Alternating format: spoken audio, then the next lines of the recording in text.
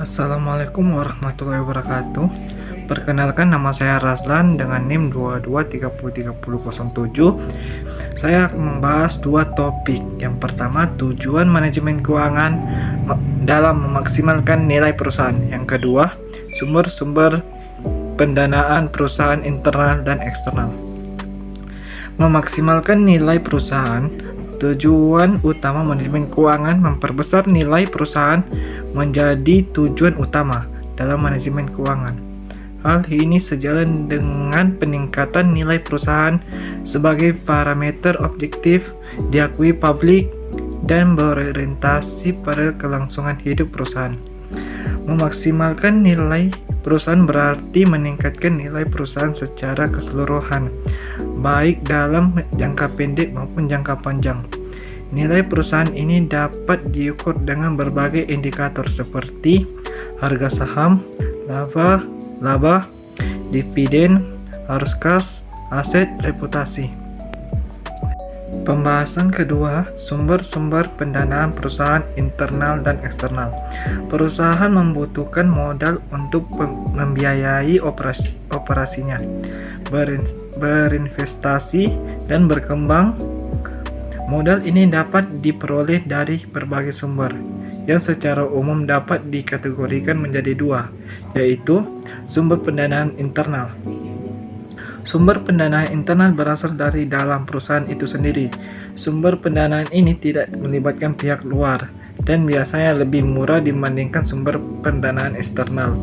Berikut adalah contoh sumber pendanaan internal. Laba ditahan. Laba ditahan adalah laba yang diperoleh perusahaan setelah dipotong pajak dan dividen. Laba ditahan dapat digunakan untuk membiayai berbagai kebutuhan perusahaan seperti pembelian aset baru, pengembangan produk, atau ekspansi bisnis. Depresiasi adalah penurunan nilai aset tetap perusahaan karena penggunaan atau karena waktu. Dana depresiasi dapat digunakan untuk mengganti aset tetap yang sudah usang atau untuk membeli aset baru. Cadangan adalah dana yang disisihkan perusahaan untuk mengantisipasi kerugian atau pengeluaran yang tak terduga. Penjualan aset. Perusahaan dapat menjual aset yang tidak digunakan atau yang tidak lagi dibutuhkan untuk mendapatkan dana.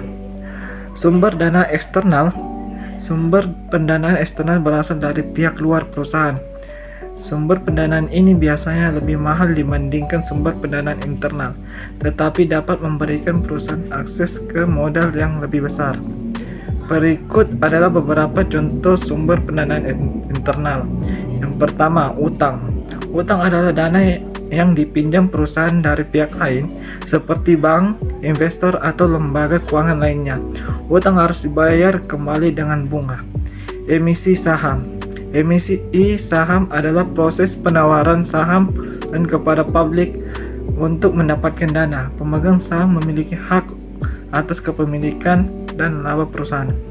Venture capital. Venture capital adalah dana yang diinvestasikan oleh perusahaan modal venture ke perusahaan rintisan yang memiliki potensi pertumbuhan tinggi. Crowdfunding adalah cara untuk mengumpulkan dana dari banyak melalui platform online.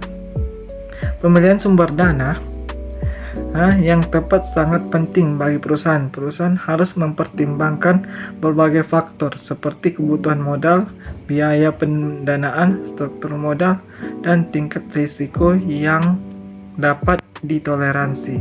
Secara umum, perusahaan akan menggunakan sumber pendanaan internal terlebih dahulu karena lebih murah dan tidak melibatkan pihak luar. Namun jika kebutuhan modal perusahaan tidak dapat dipenuhi dengan sumber pendanaan internal, perusahaan dapat menggunakan sumber pendanaan internal. Dan itulah materi yang dapat saya jelaskan. Sekian dan terima kasih.